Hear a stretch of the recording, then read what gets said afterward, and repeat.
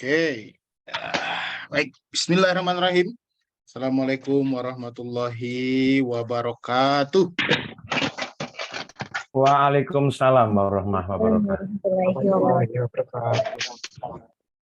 Ini langsung suara Prof. Masudi yang kedengeran menjawab salam pertama kali. Mas Afid, ojo celuk Prof Yap. sih. Krekel Baik. bisa gini kok. Alhamdulillahirabbil alamin. Puji dan syukur kepada Allah Subhanahu wa taala yang telah memberikan rahmat dan karunia-Nya kepada kita bersama sehingga kita dapat bertemu maya melalui aplikasi Zoom pada malam hari ini dalam rangka menghidupkan kultur akademik, membangun pondasi-pondasi publikasi ilmiah bersama Bapak dan Ibu, bersama teman-teman di Go Akademika. Jadi mudah-mudahan kita berdoa kepada Allah Subhanahu wa taala, mudah-mudahan apa yang kita lakukan pada malam hari ini jam 7 waktu Indonesia Barat. Jadi saya seringkali ditanyakan ulang, Pak Afid, acaranya jam 7. Iya, jam 7. WIB, WIT, WIB. Saya lupa. Ini tuh banyak kawan-kawan dari timur biasanya ikut, banyak senior-senior saya dari timur yang ikut. Selanjutnya marilah kita mohonkan salawat dan salam untuk disampaikan kepada junjungan kita Nabi Muhammad Shallallahu Alaihi Wasallam. Bapak dan Ibu, nah ini kita udah bisa nyebutnya majelis nih Pak Masudi.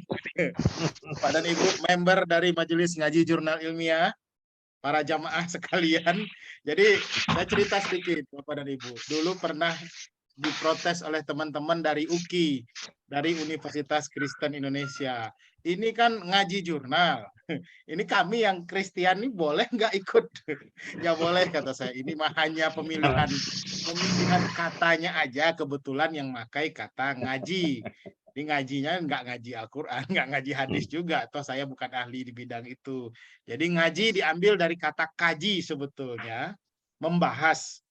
Jadi ini mah karena ingat waktu itu saya bersama rekan saya Pak Irwandi bersama senior-senior di FISIP UIN Sunan Gunung Jati Bandung, kami ada pusat kajian yang waktu itu sebelum COVID kami rutin mengadakan kajian-kajian terkait dengan publikasi ilmiah.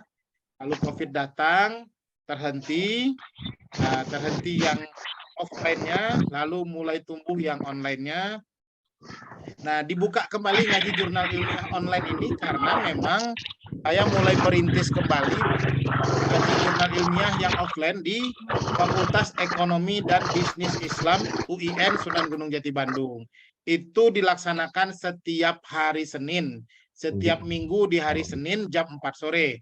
Jadi Bapak dan Ibu yang tidak terlalu jauh dari kampus UIN Sunan Gunung Jati Bandung, Cibiru, itu boleh bergabung merapat, itu terbuka bagi siapa saja, terbuka bagi umum untuk hadir, kita akan berdiskusi dan membahas. Nah, bedanya apa? Ini bukan pelatihan sekali jalan, jadi bukan pelatihan sekali jalan, makanya diberi nama volume 1 nomor 2, artinya ini adalah kegiatan pertama kurikulum kedua. Kalau kami tidak meleset itu ada 9 sampai 12 kali pertemuan yang akan kita adakan, di mana kita akan bahas satu persatu secara rinci, jadi serinci-rincinya, sebisa-bisa kita, sedetailnya terkait dengan publikasi ilmiah jurnal.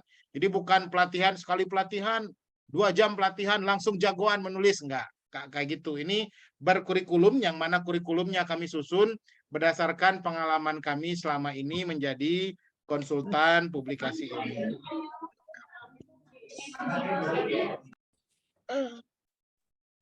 Oke, baik Bapak dan Ibu yang belum kenal, perkenalkan, ini di rename dulu deh nama panggungnya. Nama panggungnya ini Pak Masudi. Oke, perkenalkan, saya sendiri adalah Afid Leonardo Sari. Biasanya dipanggil oleh kolega-kolega itu Afid, Pak Afid, Kang Afid, Bang Afid, Mas Afid. Kalau yang sudah dekat biasanya panggil nama kecil yaitu Leo. saya hari ini, pada malam hari ini bersama rekan saya hadir. Kalau nggak salah tadi saya lihat ada Pak Irwandi juga hadir, rekan terbaik saya. Ya benar, saya hadir bersama Pak Irwandi pada malam hari ini. Sekali lagi perkenalkan, kami berdua dari Lembaga Konsultasi dan Pendampingan Publikasi Ilmiah, termasuk ke pendampingan kenaikan pangkat dosen. Jadi apa yang kami bicarakan soal publikasi ilmiah tentu terkait sekali dengan kebutuhan kenaikan pangkat dosen. Memang arahnya ke sana. Walaupun di dalam perjalanan juga yang menjadi klien-klien dampingan kami pada umumnya adalah juga banyak mahasiswa-mahasiswa S1, S2, S3, teman-teman periset, teman-teman peneliti dari BRIN, ataupun senior-senior Widya Iswara. Salam kenal Bapak dan Ibu, semoga Bapak dan Ibu semuanya kami doakan di sini dari Bandung dalam keadaan sehat walafiat, baik diri sendiri maupun sekeluarga. Amin ya rabbal alamin. Amin. Oke, Bapak dan Ibu, tentu kami merasa sangat bangga dan bahagia Bapak dan Ibu hadir pada kegiatan malam hari ini. Ini sekali lagi saya ulang, ini merupakan kegiatan pertemuan yang kedua. Pada kegiatan pertama yang lalu, kalau Bapak dan Ibu sempat hadir, itu kita membahas topik tentang bagaimana strategi menyusun roadmap publikasi ilmiah. Di mana di situ kita bahas soal kalau misalnya kita posisi asisten ahli, mau ke lektor kepala, mau ke lektor, nah itu apa saja level jurnal yang dibutuhkan. Kalau misalnya kita sudah lektor, mau ke lektor kepala, apa saja yang dibutuhkan. Oke, sebentar Pak dan Ibu. Saya selesaikan.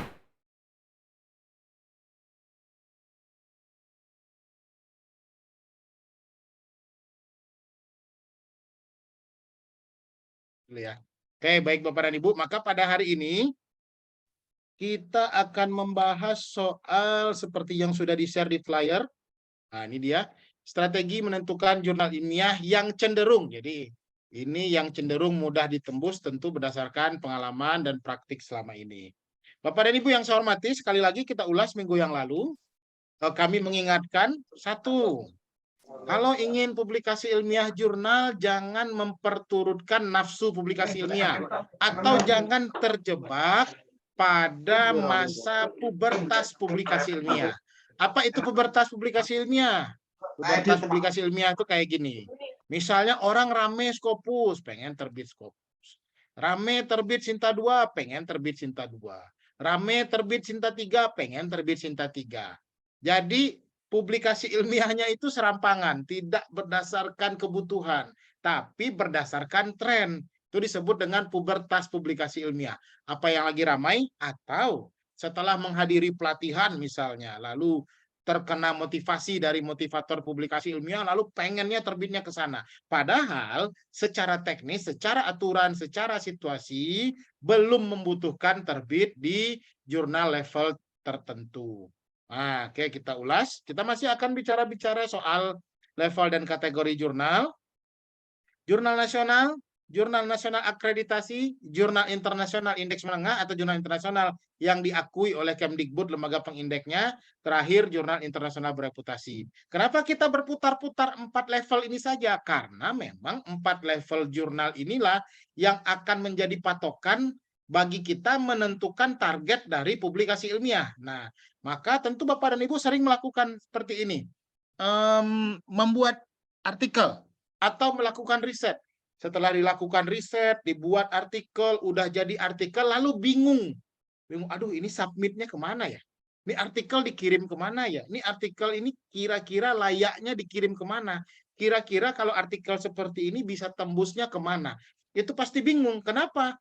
Karena kebanyakan kita, kebiasaannya adalah membuat artikel terlebih dahulu, baru mencari tempat terbitnya artikel. Nah, itu kesalahan paling umum yang paling sering kita lakukan. Membuat papernya terlebih dahulu, baru mencari tempat publikasi dari paper itu. Itu kesalahan umum.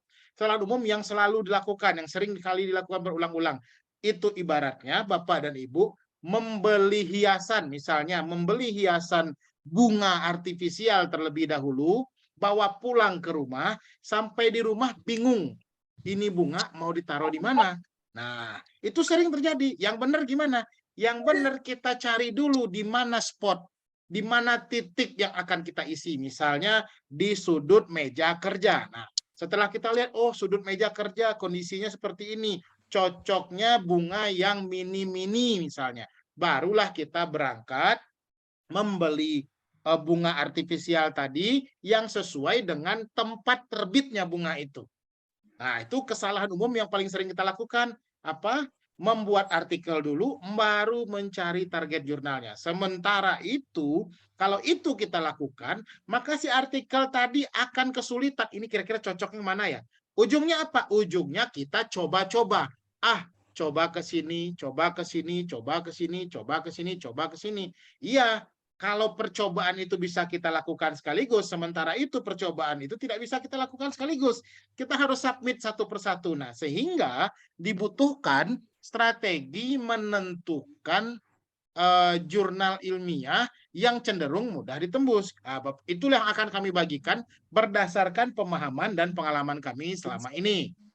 Oke, Bapak dan Ibu. Tapi sebelum daripada itu kami ingatkan, menerbitkan artikel ilmiah itu harus berdasarkan kebutuhan dan kemampuan. Apa itu kebutuhan? Misal, kalau Bapak dan Ibu tidak butuh Scopus, nggak perlu menerbitkan di jurnal terindeks Scopus. Kalau belum membutuhkan jurnal Sinta 2, tidak perlu menerbitkan ke Sinta 2. Loh, kok gitu Pak Hafid? Kok gitu Kang Hafid? Karena jika kita belum sampai ke kebutuhan itu, nah sementara itu karir publikasi ilmiah kita masih masuk tahap pemula, maka kita akan terbentur ke reject.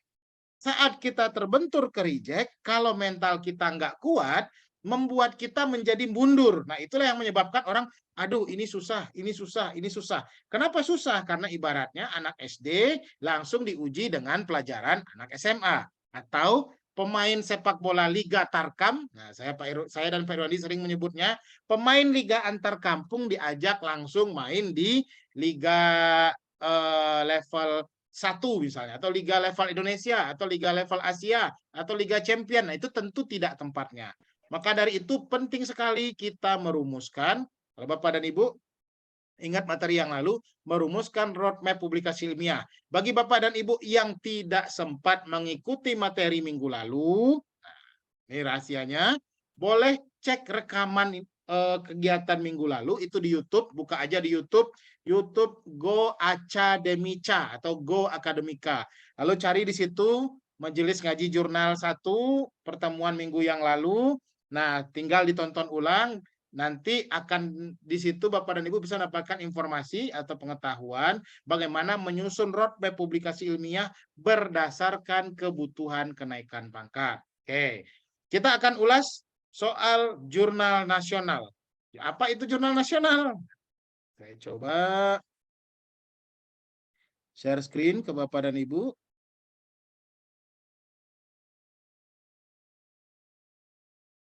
Oke. Mudah-mudahan sudah muncul. Nah, saya share screen, browser atau Google Chrome. Nah, Bapak dan Ibu, level terbawah kami ingatkan, level terbawah. Apa itu level terbawah dari jurnal? Jurnal nasional. Apa ciri-ciri dari sebuah jurnal ilmiah? Ciri-ciri pertama adalah memiliki ISSN. Oke. Kalau Bapak dan Ibu ingin mencari angka kredit, maka bermainlah di jurnal level bawah. Kalau ingin mencari reputasi, bermainlah di level jurnal atas. Maksudnya gimana Kang Hafid? Maksudnya gini, misal Pak Dr. Masudi membutuhkan 30 poin untuk kenaikan pangkat. Mana yang lebih bagus? Menerbitkan di Scopus yang dapat 40 poin atau menerbitkan di jurnal nasional? Kalau ditanya ke saya, tentu yang terbaik adalah menerbitkan di jurnal nasional. Loh, kok menerbitkan di jurnal nasional? Iya. Kenapa? Karena kemampuan, energi, kekuatan yang akan dihabiskan untuk menerbitkan artikel di jurnal terindeks Scopus itu tentu begitu sangat besar jika dibandingkan dengan menerbitkan artikel di jurnal nasional. Kenapa? Karena jurnal nasional dapat KUM 10. Bayangin, kalau kita menerbitkan 4 paper di jurnal nasional, kita dapat KUM berapa? 40. Dapat kita angka kredit 40. Tingkat kemudahannya jauh lebih mudah daripada mengejar angka kredit 40 dari satu jurnal terindeks Scopus. Baik dari segi riset, dari segi nyusun paper, ataupun dari segi biaya. Bahkan mungkin di jurnal nasional kita bisa saja dibayar oleh pihak jurnalnya, atau kalau bisa saja kita peluangnya gratis terbitnya. Kenapa? Karena jurnalnya belum disintakan, belum terakreditasi. Nah, sementara kalau ke Scopus ya susahnya minta ampun, kalaupun ada biaya, biayanya juga minta ampun. Maka dari itu, ingat, kalau mengumpulkan angka kredit, paling bagus main di level bawah. Nasional, Sinta, yang tidak Sinta 2, Sinta 3 ke bawah. Tapi kalau ingin reputasi, apa itu reputasi? Ya, reputasi itu kan sebetulnya persepsi dari orang lain yang menganggap kita ini jagoan. Wah, si Bapak A sudah memiliki artikel terbit di jurnal Trinexx Scopus, dianggapnya hebat dalam publikasi ilmiah. Dianggapnya hebat. Hebat atau tidak hebat kan nggak ada yang tahu, harus diuji. Tapi setidaknya bisa membuktikan terbit. Nah, itu namanya reputasi. Nah, kalau ingin reputasi, ya main di level atas. Oke. Sekarang, bagaimana cara memilih jurnal nasional yang mudah ditembus? Cara tergampangnya adalah kita buka ISSN. Nah, boleh ISSN PDI LIPI, boleh ISSN BRIN. Oke. Kenapa ISSN? Karena inilah portal yang memberikan informasi paling valid untuk membuktikan atau untuk memvalidasi bahwa jurnal atau website publikasi ilmiah itu betul jurnal ilmiah atau bukan. Mungkin Bapak dan Ibu pernah dengar, wah ini mah jurnalnya kaleng-kaleng, oh ini mah fake jurnalnya palsu. Nah, kalau misalnya mendengar seperti itu gampang, tinggal cek aja ISSN-nya. Kalau ISSN-nya aktif berarti itu jurnal beneran, bukan jurnal kaleng-kaleng. Adapun kualitas artikel yang terbit itu agak rendah atau tidak sesuai dengan harapan kita yang membaca, yaitu lain soal. Tapi kalau kaleng-kaleng atau palsu ya tentu tidak, asalkan punya ISSN. Oke. Saya ulangi, pertama. Oke, kita mute dulu. Oke, saya ulangi. Pertama buka Google atau buka Google Chrome boleh, habis itu ketik ISSN BRIN. Nah, ketika kita ketik ISSN BRIN, maka muncul portal seperti ini. Ini halaman utama, saya ulang. Setelah itu klik di informasi, ambil daftar terbitan ISSN. Oke, saya bongkar rahasianya di sini. Jika Bapak dan Ibu membutuhkan terbit di jurnal nasional, jadi targetnya itu hanya jurnal nasional, ingin mendapatkan angka kredit penuh 10 poin, berarti jawabannya adalah jurnal nasional. Maka caranya gimana? Caranya, satu, untuk diingat, pastikan ISSN dari jurnal itu baru. Maksudnya gimana? Saya contohkan. Misal, misal Bapak dan Ibu itu memiliki artikel tentang studi Islam dan humaniora. Nah, ini ada nih. Lalu di sini, lihat ada nomor ISSN, oke. Nah, di situ ada data dan informasi tentang tanggal diajukan. Nah, maka setidaknya dari sini kita bisa lihat jurnal integrasi, jurnal studi Islam dan humaniora, ISSN-nya baru saja terbit. Kalau baru saja terbit, ini kuncinya, maka hukumnya adalah pihak jurnal yang membutuhkan artikel dari penulis. Jika yang membutuhkannya jurnal dan yang memenuhi kebutuhannya adalah Bapak dan Ibu sebagai penulis, maka tentu tingkat acceptance rate-nya itu tinggi. Kalau Bapak dan Ibu yang pernah mengelola jurnal pasti ngerti maksud saya. Karena bagi jurnal yang baru lahir, mendapatkan paper saja, jadi saya nggak bilang mendapatkan paper yang berkualitas ya, mendapatkan paper saja itu sudah bersyukur. Kenapa? Karena kebanyakan penulis yang levelnya agak menengah ke atas tentu tidak akan menerbitkan di jurnal nasional. Kenapa? Karena pasti menargetkannya jurnal yang sudah Sinta. Padahal, nah, rahasia kedua, padahal semua jurnal yang terbit secara berkala dan konsisten pasti jika setelah berumur 2 tahun dan diajukan akreditasi, pasti akan terakreditasi. Oke, maka jurnal-jurnal yang baru lahir ini tahun 2025 akan terakreditasi. Maka kalau kita menerbitkan artikel pada Mei 2023, lalu jurnal ini terakreditasi pada 2025, artikel yang terbit kita pada tahun 2023 itu nanti di 2025 akan ditarik sebagai artikel jurnal terakreditasi. Karena akreditasi bagi jurnal baru berlaku mundur 2 tahun. Oke, bayangkan kita bertarung dengan kualitas jurnal nasional, lalu kita biarkan investasi tadi 2 tahun kemudian menjadi artikel dengan nilai angka kredit Sinta. Bayangkan. Jadi jika Bapak dan Ibu tidak butuh hari ini Sintanya, ya mending mainnya di jurnal nasional saja. Karena kalau kita butuhnya setahun atau 2 tahun lagi, ya dia pasti Sinta. Yang penting diterbitkan secara berkala, diterbitkan secara konsisten, tidak ada yang plagiasinya tinggi, udah pasti dapat Sinta. Ya minimal Sinta 6, Sinta 5 pasti dapat. Oke, satu. Jadi tinggal dimasukin. Misal pendidikan. Masukin, oh Hafid, saya ini topiknya soal pendidikan. Masukin di sini pendidikan, lakukan, klik lakukan pencaharian, tunggu. Maka ISSN BRIN akan memberikan data. Nah, coba terbitan. Nah, maka ini bisa. Administrasi bisnis, ilmu manajemen dan pendidikan baru. Ini baru. Nah, maka cari saja yang baru-baru ini. Caranya gimana? Misal, wah ini masuk nih, Kang Hafid. Oke, klik di sini, ketemu. Oke, kita ketemu. Nah, lanjut ke kategori kedua. Kalau misalnya kita punya pilihan, frekuensi terbitan yang satu 6 bulanan, yang satu lagi 4 bulanan atau 3 kali setahun, manakah yang cenderung lebih mudah ditembus dan lebih cepat terbitnya? Tentu yang terbitnya 3 kali setahun. Kalau ada 4 kali, tentu yang 4 kali setahun. Kenapa begitu? Karena kalau 6 bulanan berarti paper kita diproses 6 bulan baru terbit.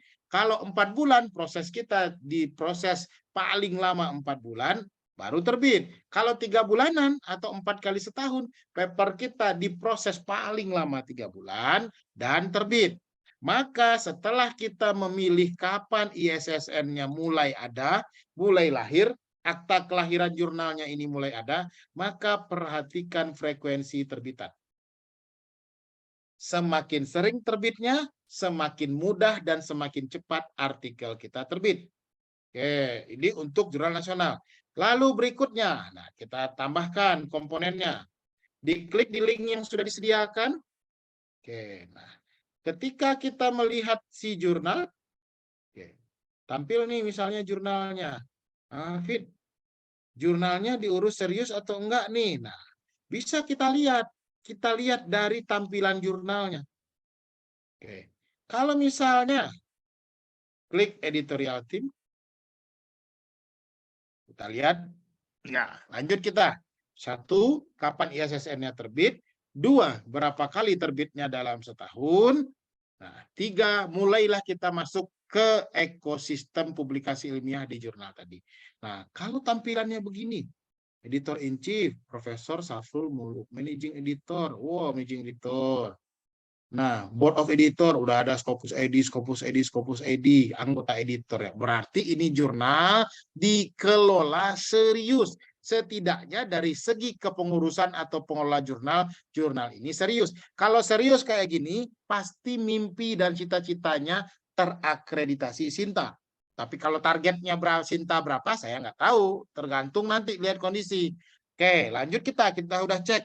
Kalau editornya, Kalau editornya misalnya tidak meyakinkan, kita lihat, aduh editornya nih sekedar nama aja, nggak ada link, nggak ada apa, ini yang begini-beginian kalau diklik nggak nyambung misalnya, wah ini bakal diurus serius apa enggak. Nah, yang malangnya kita menerbitkan artikel, jurnalnya belum terakreditasi, baru jalan 1 tahun, putus pengurusnya, tidak terbit lagi, ya sudah, itu jurnal tidak akan terakreditasi kecuali ada yang mengambil alih untuk mengurus.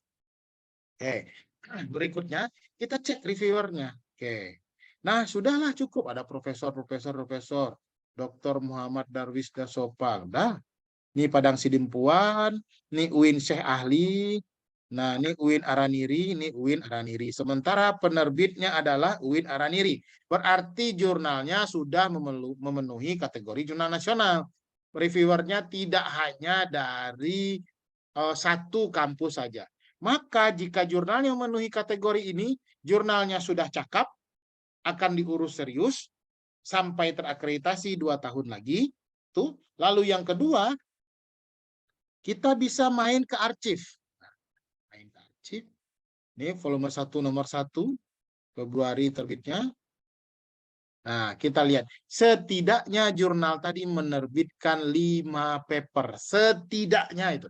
Kalau dia menerbitkan banyak paper, ya bagus. Kenapa bagus? Berarti acceptance rate-nya tinggi. Kalau acceptance rate-nya tinggi, berarti peluang kita lolosnya tinggi. Apalagi jurnalnya dari awal sudah menerbitkan artikel dalam bahasa Inggris. Sudah bisa dipastikan ini dikelola dengan serius.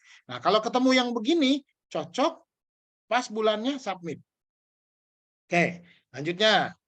Itu untuk jurnal level jurnal nasional. Kita balik lagi ke BRIN. Nah, yang perlu kita berhati-hati adalah di sini URL jurnalnya tidak aktif. Nah, itu kita harus hati-hati. Kenapa? Karena bisa saja input URL-nya salah saat pendaftaran ISSN. Ada yang kayak gitu, ada. Atau URL jurnalnya ini atau link jurnalnya ini ganti. Misal, pertama jurnal.r-raniri.ac.id. Nanti ganti. Jadi, ini kan tulisannya jurnal, nanti jadi e-jurnal misalnya.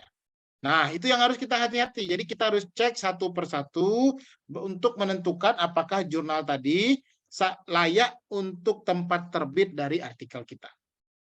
Oke. Nanti Bapak dan Ibu gampang tinggal dipraktekkan, buka ISSN BRIN, masuk, lalu tinggal lihat. Nah, kalau misalnya mencari jurnal yang setahun lagi akan terakreditasi. Jadi kondisinya belum terakreditasi, tapi kira-kira setahun lagi akan terakreditasi. Nah, itu kita bisa gunakan. Ini ada yang saya ISSN PDI ILIPI. Mudah-mudahan masih ada basis datanya di sini.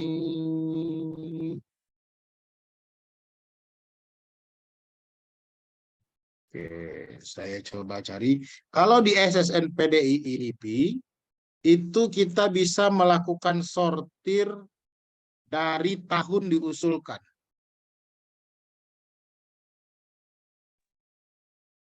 Dulu masih ada, udah nggak ada. Informasi udah nggak ada. Kalau dulu ada daftar terbitan ISSN 1.0. Sekarang sudah nggak ada. Saya coba cari ke sini.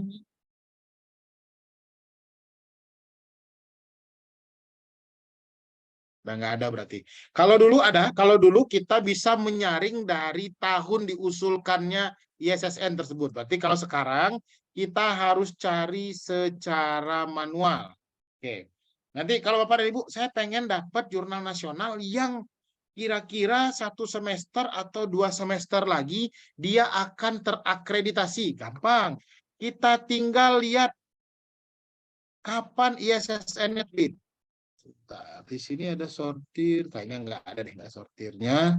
Makanya berarti harus kita next sampai kita ketemu tahun diajukan ISSN-nya itu di 2022.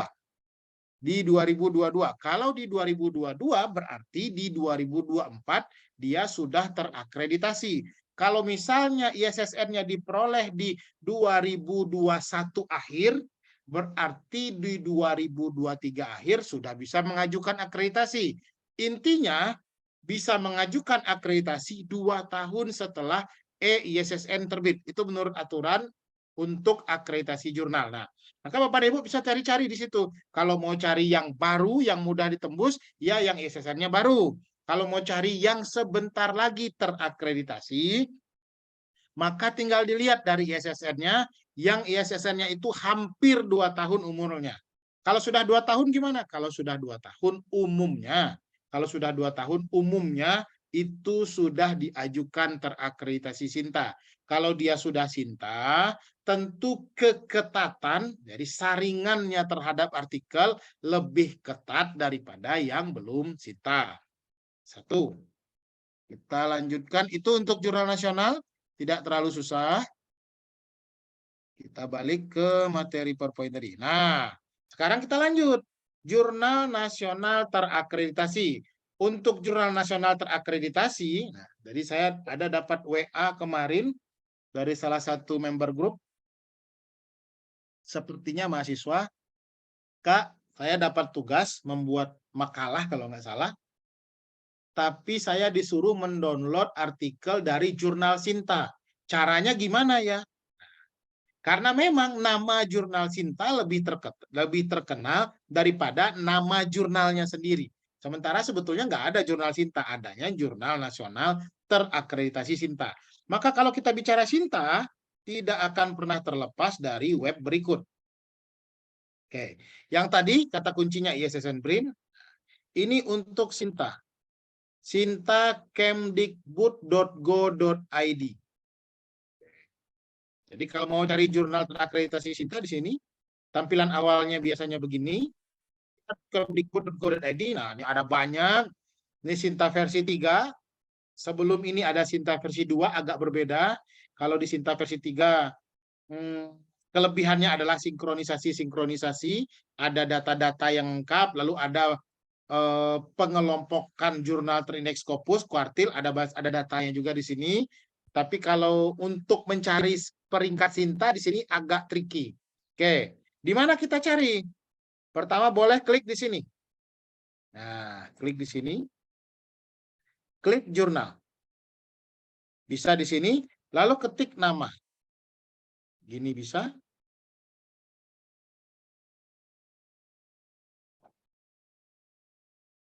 Loading. Oke, maka keluarlah semua jurnal dengan tema pendidikan. Cara pertama, saya ulang.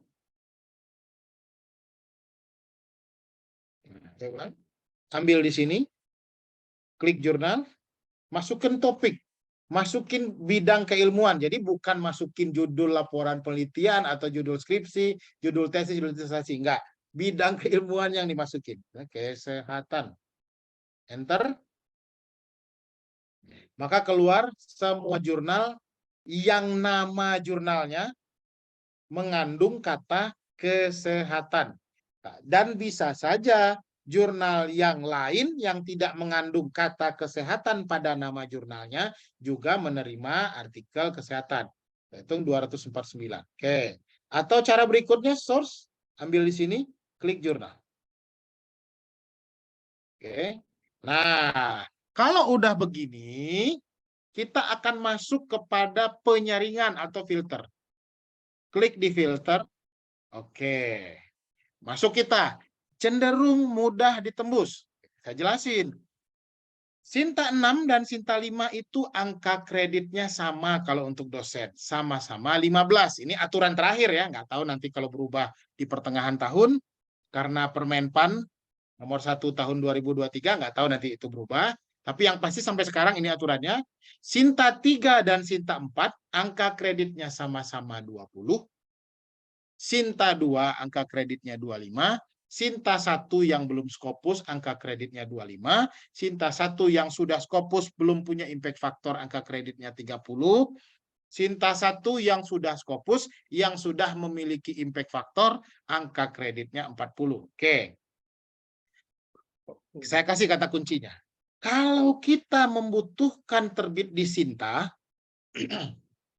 dan kita juga mengejar angka kredit, kita bandingkan Sinta 5 dengan Sinta 6, kalau kita frame-nya adalah angka kredit, maka lebih baik terbit di Sinta 6. Kenapa?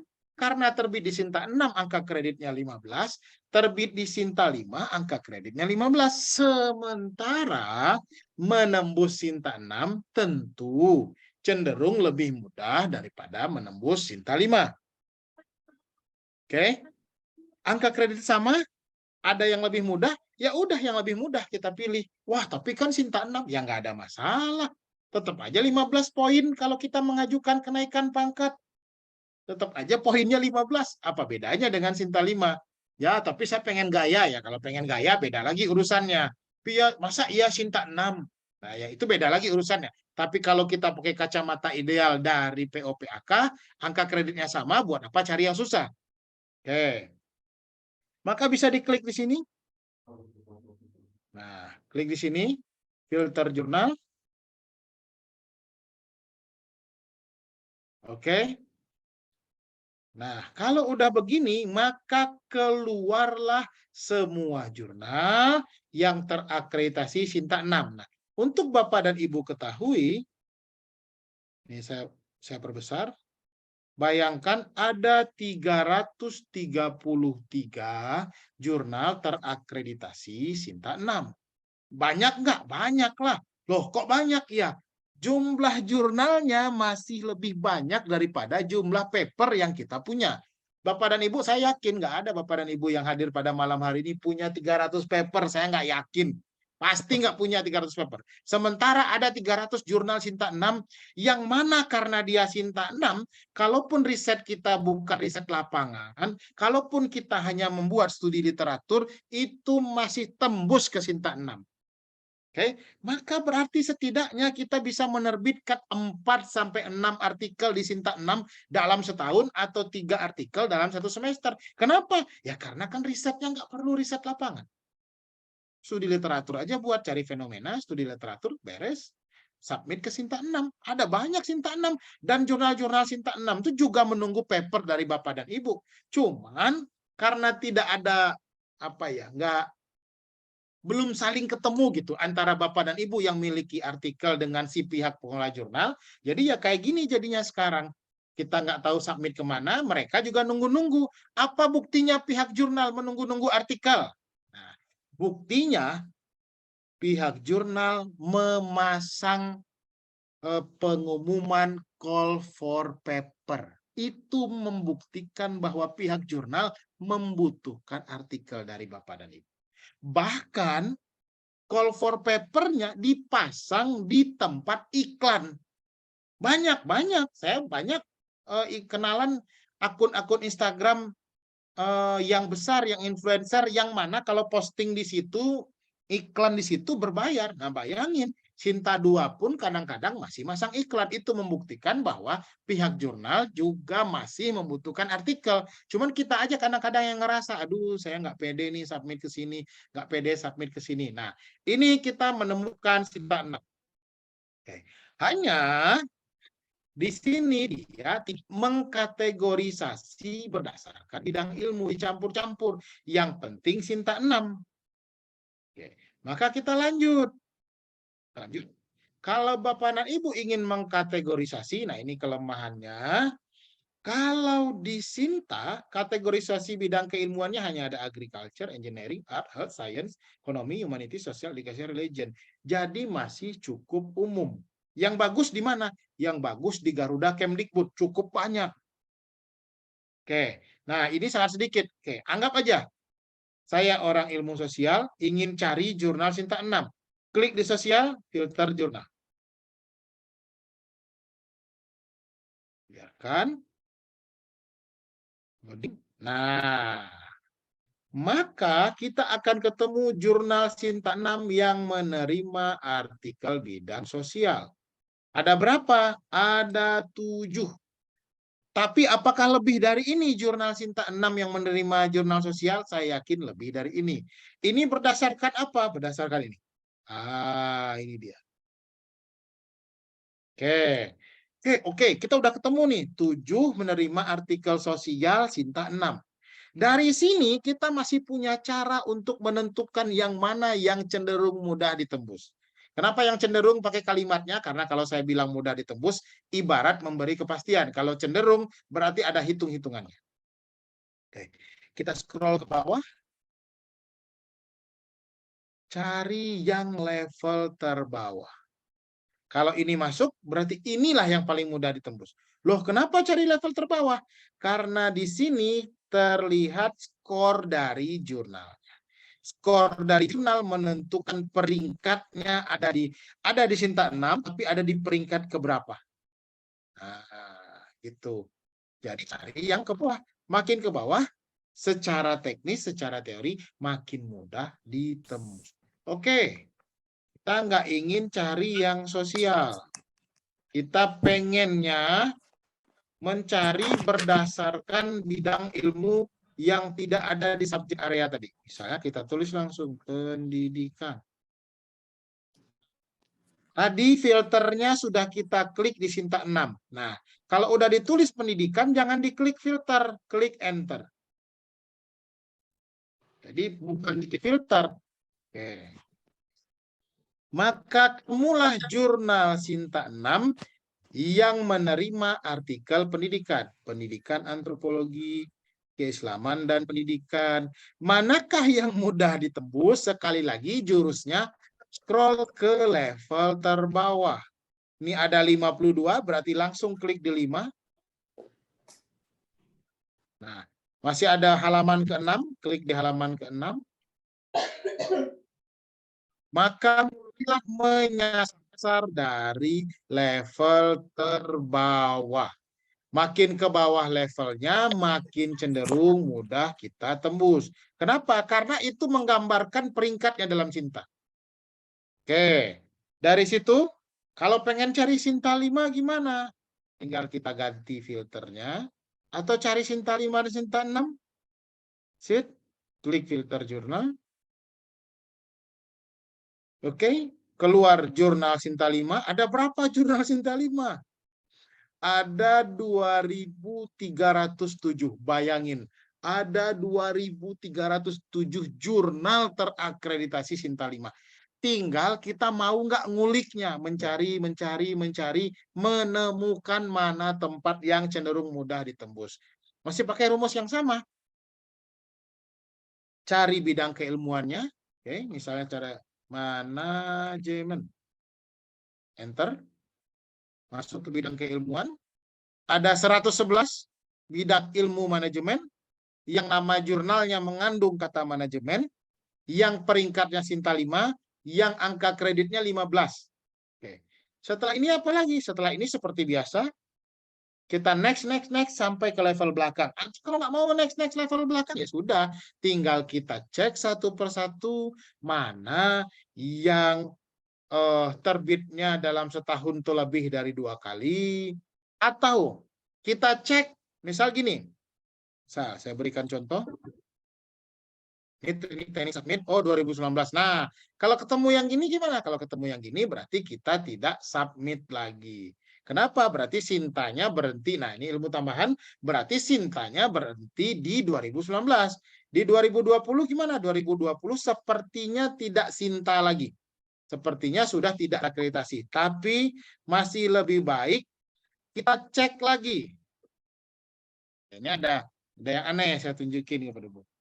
Oke, kalau kita cek ke sini, nah, kalau kita cek ke sertifikat bisa. Nah, kalau kita cek ke sertifikat, di sini tertulis terakreditasinya sampai tahun 2019. Oke, satu. Kalau misalnya kita lihat di Sintanya, tertulis sampai 2019. Udah beda. Namun, terbitan tahun 2022 pun terekam di Sinta. Tapi jangan terkecoh lagi. Lihat lagi ke sininya. Accredited unknown. Artinya nggak diketahui ini akreditasinya Sinta berapa, atau dengan kata lain semenjak tahun 2000 volume nomor 2 tahun 2021 sudah tidak terakreditasi. Discontinue Pak Hafid, nggak ada discontinue. Saya tidak mengucapkan kata discontinue. Saya menyebutnya sudah tidak terakreditasi. Kalau kita submit ke sini gimana? Kalau kita submit ke sini artinya kalau terbit di 2023 kita hanya dapat angka kredit 10, enggak 15. Yang masuk 15 mulai dari tahun 2017 sesuai dengan SK-nya tadi. Mana? Terus mulai dari volume 5 nomor 1 tahun 2017 sampai volume 9 nomor 3 tahun 2021. Hanya itu yang dapat angka kredit 15. Sisanya 10, 2022 10, 2023 10. Maka kita cari lagi dan mencari. Jangan malas mencari.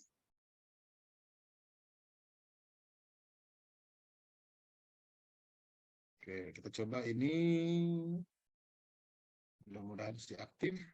Nah, ini juga sampai 2021, berarti 2022, 2023-nya enggak. Oke, kita lanjut. Misal, sebuah jurnal terbit di bulan Mei dan bulan November misalnya. Mei dan November. Sedangkan Bapak dan Ibu sekarang adalah bulan Maret. Maret, April, Mei. Kita mainnya ke Sinta 5 dan Sinta 6. Enaknya kita submit apa enggak? Kalau kita masih punya waktu 2 bulan sebelum jurnal itu terbit, khusus untuk Sinta 4, Sinta 5, Sinta 4, 5, 6, maka kita masih punya peluang untuk bisa terbit. Misal nih, kita buru-buru terbit, maka kita cari yang bulan terbitnya itu dekat ke bulan hari ini, ke bulan sekarang. Namun kalau misalnya terbitnya April dan misalnya April dan Oktober, sementara di Maret kita baru mau submit. Nah, itu juga ada kemungkinan bisa accepted, ada kemungkinan kita ikutnya di periode yang berikutnya. Di itu nanti kita yang hati-hati lihat kapan terbit, karena kalau kita udah submit nih, lalu sudah in review, udah lolos di editor, kita terlambat nih taunya. Oh, ternyata kita nggak ikut di volume di nomor 1 tahun ini. Kita dapatnya di nomor 2. Itu Bapak dan Ibu untuk mundurnya artikel itu nggak mudah lagi ke editor. Kenapa nggak mudah? Karena artikel itu sudah memasuki proses review. Kalau sudah memasuki proses review, nggak mudah kita mencabut-cabut artikelnya. Kecuali artikel kita tadi belum masuk status in review. Kalau belum in review, maka besar kemungkinan masih bisa kita cabut. Tapi kalau udah in review, ya agak berat kita mencabutnya. Harus koordinasi dengan baik dengan pengelola jurnalnya. Oke, itu untuk Sinta. Kalau Sinta 2 gimana? Gampang. Pakai cara yang sama. Filter, ambil Sinta 2. Oke, filter jurnal. Masukin bidang keilmuan. Misalnya Public Administration. Enter. Wah, nggak ada. Public Administration. Administrasi publik. Enter. Nah, ada. Keluar. Nah, kenapa cuma 1? Karena berarti hanya 1 jurnal ini yang nama jurnalnya ya, yang nama jurnalnya menggunakan kalimat atau kata dari administrasi publik. Bisa kita cari di mana? Ambil filter, ambil Sinta 2, ambil sosial. Filter jurnal. Oke, maka nanti bisa dicek satu persatu mana dari jurnal ini yang menerima kajian dari artikel kita. Misalnya nih, Jurnal Governance dan Public Policy Sinta 2. Dari jurnal Sinta 2 ini pakai cara yang sama, cari level terbawah, cari yang terbitnya itu lebih dari 2 kali dalam setahun. Pakai cara yang sama. Oke, jadi cek Sintanya ada di Sinta, kemudian cek lagi Sintanya masih berlaku atau tidak, atau minimal saat kita terbit, saat artikel kita akan terbit, dia masih Sinta, nah, itu minimal. Tapi kalau misalnya kita terbit di saat Sintanya sudah habis, atau akreditasinya habis, ya apa boleh buat. Berarti kita masuk kategori jurnal nasional. Baik, kita lanjut. Nah, lanjut. Level berikutnya. Nah, ini level yang agak banyak rancunya, jurnal internasional. Baik, kita masuk ke jurnal internasional.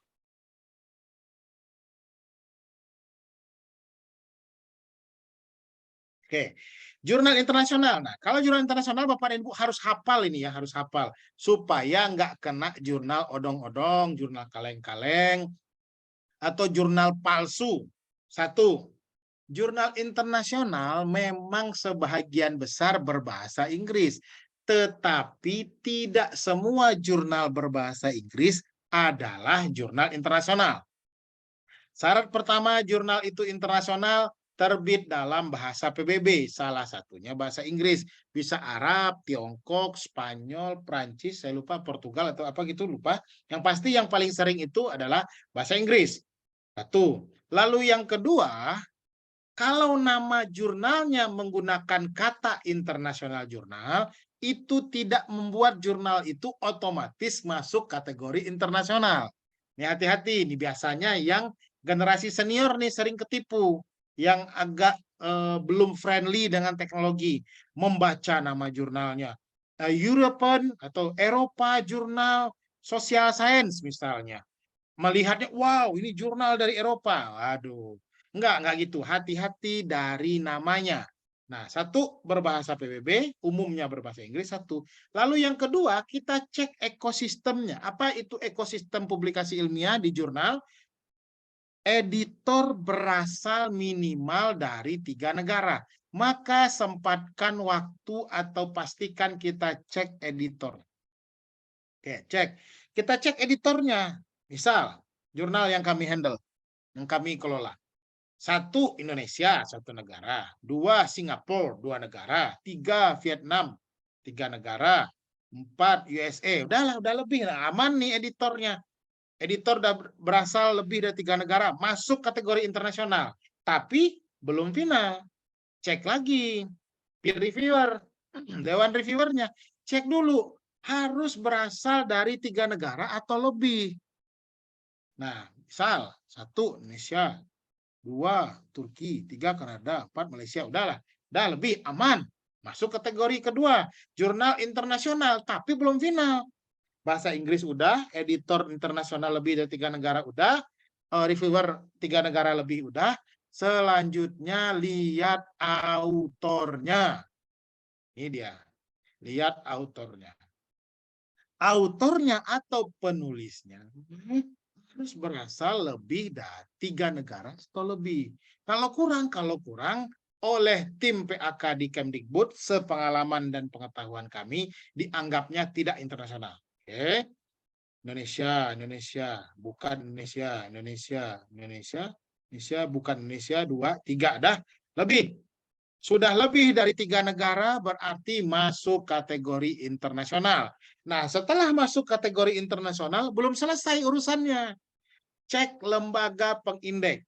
Jurnal internasional dengan lembaga pengindeks yang diakui Kemdikbud, yaitu 1, Indeks Copernicus Internasional, atau 2, Indeks CABI, atau 3, Indeks EBSCO. Nah, jika memenuhi kategori internasional, lalu masuk ke lembaga pengindeks yang diakui oleh Kemdikbud di POPAK 2019, maka angka kreditnya setara Sinta 3.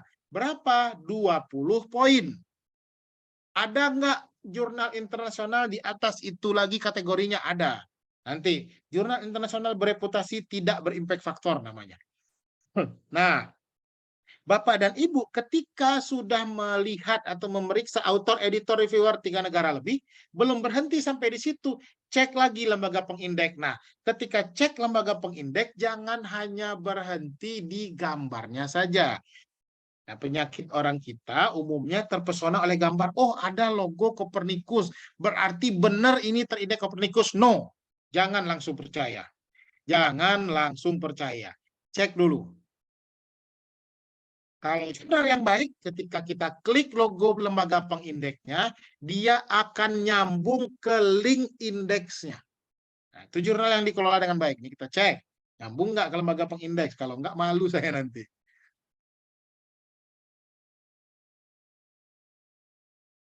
No data nih. Nggak lah, masih loading. Oke, muncul. Nah, kalau muncul kayak gini, fix angka kredit 20. Fix betul ini internasional menengah, atau internasional indeks global, atau internasional dengan lembaga pengindeks yang diakui oleh Kemdikbud. Kalau nggak muncul gimana? Kalau nggak muncul, no. Itu hanya jurnal berbahasa Inggris. Kalau bahasa Arab, ya hanya jurnal berbahasa Arab. Kupnya berapa? 10. Jadi daripada Bapak dan Ibu menerbitkan di jurnal yang berbahasa Inggris, yang melihat penerbitnya ada di luar Indonesia, tapi tidak terkonfirmasi bahwa betul ada di indeks lembaga pengindeks yang diakui Kemdikbud yang 3 tadi, lebih baik terbitnya di jurnal nasional aja. Kumnya sama-sama 10. Mudah, lebih mudah, tidak perlu translate artikel. Oke?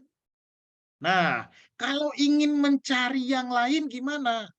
Kalau ingin mencari yang lain, maka kita untuk internasional menengah berpatokan kepada lembaga pengindeks.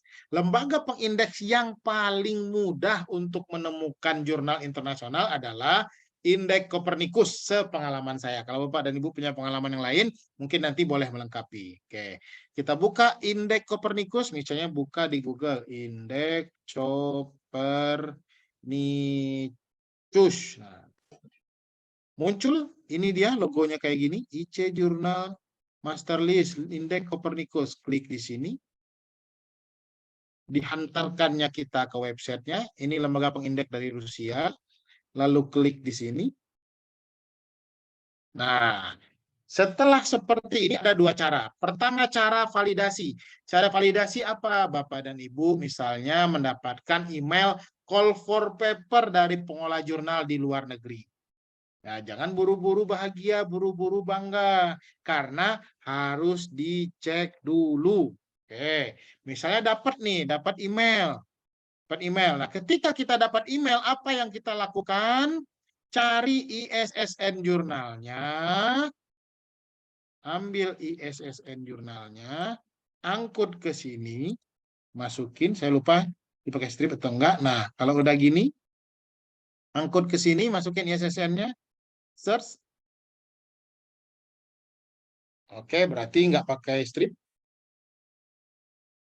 Search. Sorry, we not phone, language country. Atau kalau masih nggak ketemu, ambil nama jurnalnya.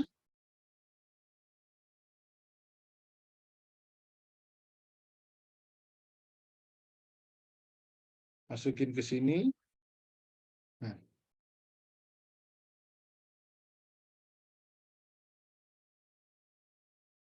nggak ketemu juga. Cari, atau kalau masih nggak ketemu, cari di sini. Nah, set. Search. Masa nggak ketemu juga? Nah, nggak ketemu juga. Gawat ini.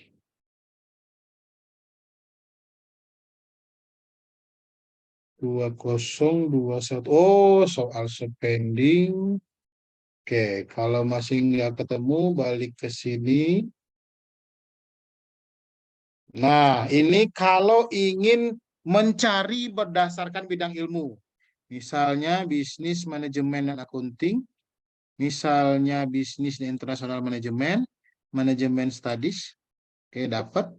Ininya kita hapus.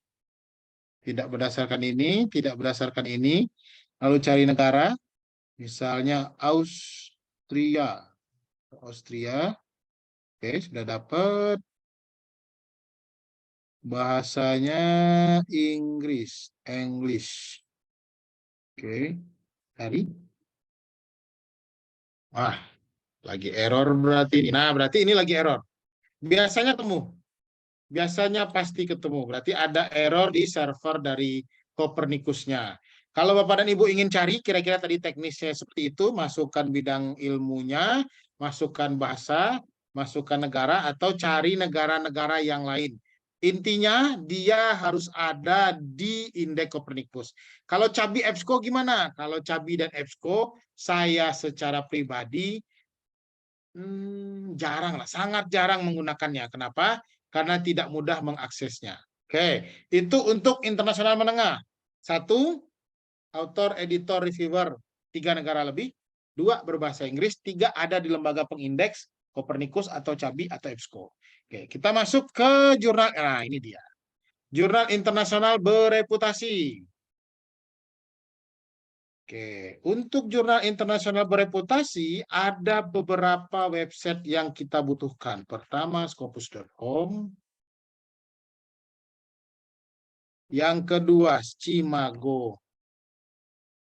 simagojr.com. Yang ketiga, mjlclarified.com. Oke, kita bahas dari yang paling populer, penguasa.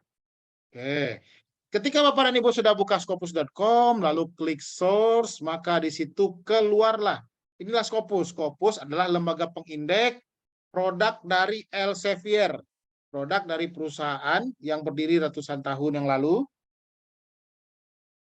melahirkan lembaga pengindeks Scopus, lalu melahirkan lembaga perankingan Cimago JR. Ini JR ini jurnal rank setahu saya dulu.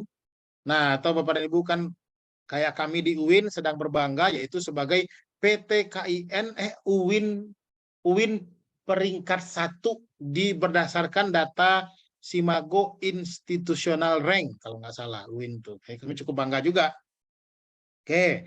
Nah, bagaimana cara mencarinya? Pertama ada beberapa pilihan. Ada title, subject area, publisher, ISSN. Untuk title, publisher, ISSN itu berguna kalau Bapak dan Ibu sudah tahu nama jurnalnya, jadi udah dapat nih nama jurnalnya, maka kita cek apa yang paling mudah dicek. Yang paling mudah dicek ISSN-nya. Yang paling mudah dicek ISSN-nya. Misal, saya misal ini deh.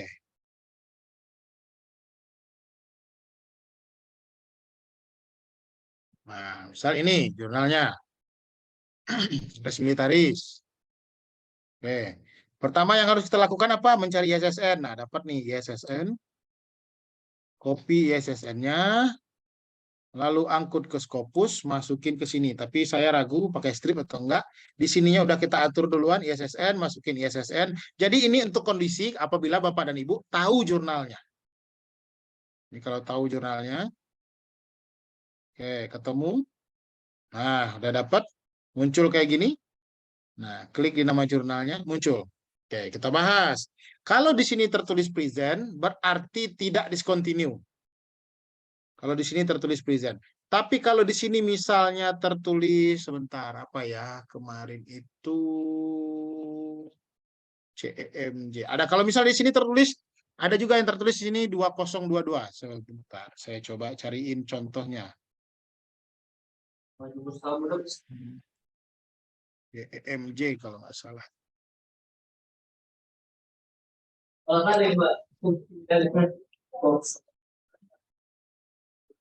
Coba ini.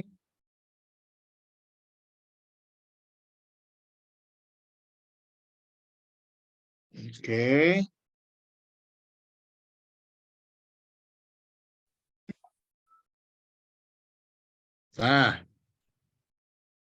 Nah, misalnya begini. Ini tertulis 2022, kita bedakan. Yang ini tertulis present. Jika ketemu yang kayak gini gimana? Kalau tertulis present, tentu yang present lebih aman daripada yang tertulis 2022. Tapi apakah yang tertulis 2022 ini sudah discontinue? Belum tentu. Nah, lalu kenapa tertulis 2022? Karena datanya belum diupdate. Kenapa belum diupdate? Karena terbitan 2023-nya belum ada yang dilaporkan indeksnya ke Scopus. Jadi gini Bapak dan Ibu, ketika artikel itu terbit, nggak otomatis artikel itu masuk ke database Scopus. Harus diurus dulu oleh pihak jurnalnya. Diurus oleh pihak jurnalnya ke Scopus, dilaporkan ke Scopus, barulah di ACC oleh Scopus, masuklah artikel tadi ke database Scopus, yang tersimpan di Scopus itu hanya judul, penulis, abstrak, dan referensi. Artikelnya tidak disimpan oleh pihak Scopus. Ya, ini yang luar biasanya ya, bagaimana Scopus itu menjadi lembaga pengindeks, tapi dia tidak memeriksa kualitas artikelnya. Beda loh dengan akreditasi Sinta. Kalau akreditasi Sinta ada namanya asesor konten. Asesor yang bertugas menilai kualitas artikel yang terbit. Kalau Scopus nggak ada. Scopus nggak ada. Karena artikelnya nggak disimpan oleh pihak Scopus. Yang disimpannya hanya judul, penulis, abstrak, dan referensi. Nah, ketika sudah masuk ke database Scopus, barulah para penulis mendapatkan ID Scopus. Kalau itu tidak dilakukan, maka tidak dapat ID Scopus. Sederhananya begitu. Nah, jadi kalau ketemu 2022 ini belum tentu dia discontinue. Belum tentu dia discontinue. Tapi kalau tertulis present, sepengetahuan saya, kalau tertulis present ya tidak discontinue. Yang discontinue gimana? Yang discontinue memang tertulis discontinue. Kita contohkan. Nih, contoh yang discontinue. Kita contohkan. Saya itu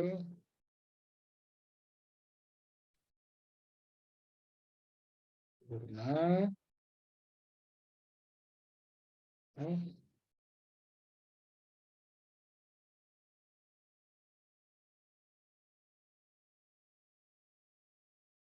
Saya lupa ingat namanya itu.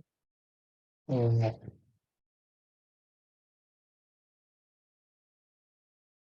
Bentar, saya coba cari dulu. Lupa ingat namanya.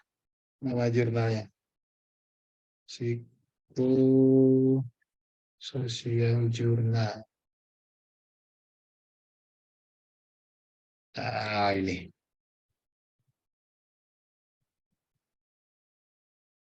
Nah, ini. Oke, satu ciri-ciri discontinue. Di sininya udah NA. Jadi penghitungan cheat score, presentil, citation, dokumen, itu udah NA. Not available, tidak tersedia lagi. Itu udah pasti discontinue. Lalu yang kedua, tertulis covered discontinue Scopus. Nah, ini berarti sudah discontinue. Jadi ada modelnya kayak gini, pasti sudah discontinue. Ada modelnya kayak gini, belum tahu discontinue, belum tahu present.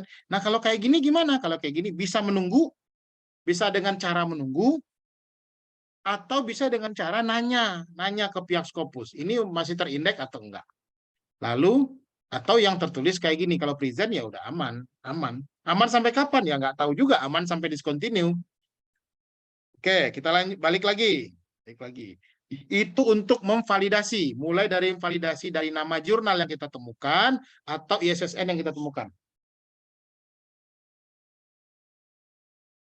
Lanjut. Kalau untuk mencari gimana? Kalau untuk mencari, ambil subjek area.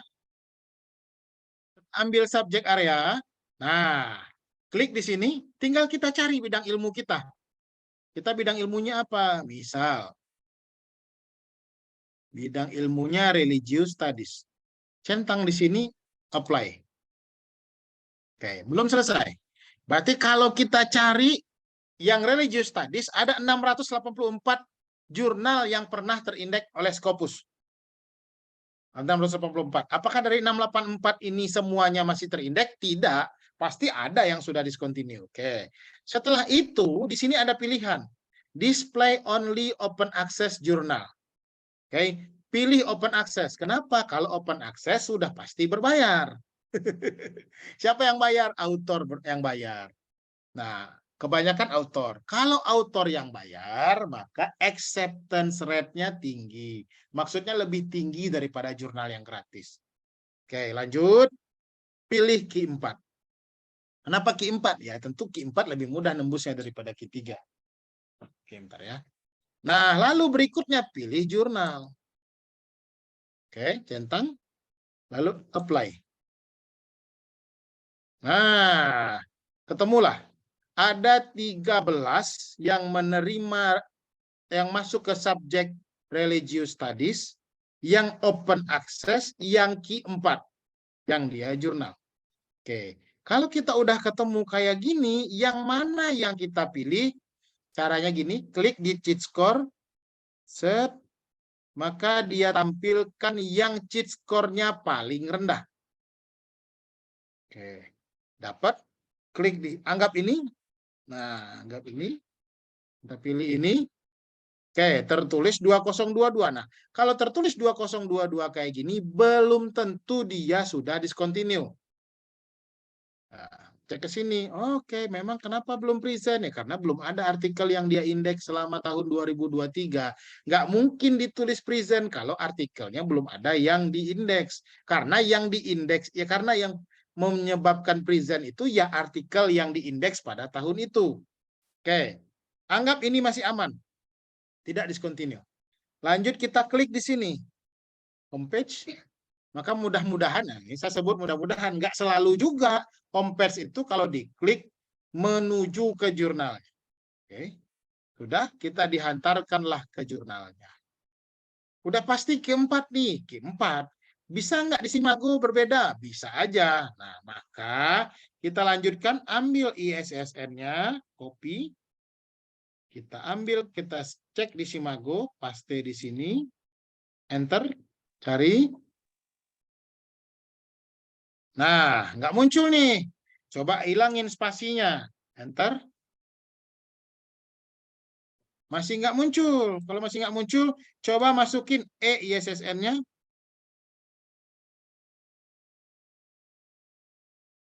Ambil ke Simagor. Taruh di sini. Enter. Masih nggak muncul. Coba cari lagi. Set. Nah, nggak muncul juga. Kenapa kan nggak muncul-muncul? Oke. Nah, yang menyebabkan nggak muncul kemungkinan besar karena cheat score-nya belum dihitung. Ini lihat, cheat score-nya 0.0. Artinya dia baru terindeks di Scopus, tapi cheat score-nya belum dihitung, atau ketika Simagor bekerja, itu cheat score ini belum nongol. Nah, ini berapa kalau terbit di sini? Kalau terbit di sini angka kreditnya 30. Karena terbit di jurnal internasional bereputasi, tapi tidak berimpact faktor. Kalau yang 40 berimpact faktor. Apa itu impact faktor? Ya, kalau di Simagor, kalau di Scopus, dia Simago Journal Rank, ada key-nya, ada SJR-nya di situ. Itu namanya berimpact faktor. Oke, kita balik lagi ke sini, kita back, kita coba cari yang sudah ada kuartilnya. Kita coba cari yang ada kuartilnya, yang cheat score-nya tinggi, memang cheat score-nya barusan 0. Nah, kalau cheat score-nya masih 0.0, berarti dia memang rendah, dan dia baru terindeks Scopus, dan kemungkinan besar ditembusnya lebih mudah. Namun, perlu kita lihat juga, berapa kali terbitnya, mana? Isu-isu, current, previews. Nah, berapa kali terbitnya? Terbitnya 2 kali setahun. Oke? Lalu kita cek lagi, terbit 2 kali setahun itu, berapa artikel dia terbit dalam setahun. Ini 2022 nomor 2 belum terbit. 2022 belum terbit. 2022 nomor 2 belum terbit. Nah, menerbitkan artikel, wow. Lumayan nih, 1, 2, 3, 4. Lumayan, cukup banyak kayaknya menerbitkannya. Nah, kalau banyak begini menerbitkannya gimana? Ya, peluang acceptance-nya tinggi. Oke, lanjut. Tunjukkan ini Ankara University Ilahiyat 2022. Sekali lagi, kalau tertulis 20. Jadi saya paling agak kesel biasanya, Pak Afid ini kenapa cuma 2022? Ini udah discontinue ya. Nah, ini biasanya karena kekurangan literasi publikasi ilmiah. 2022 belum tentu discontinue. Klik homepage. Nah, udah dapat homepage-nya, setelah itu maka muncul ke jurnalnya back to homepage. Wow, 404 nggak ketemu. Coba kita cari lagi. Nah, ini dia.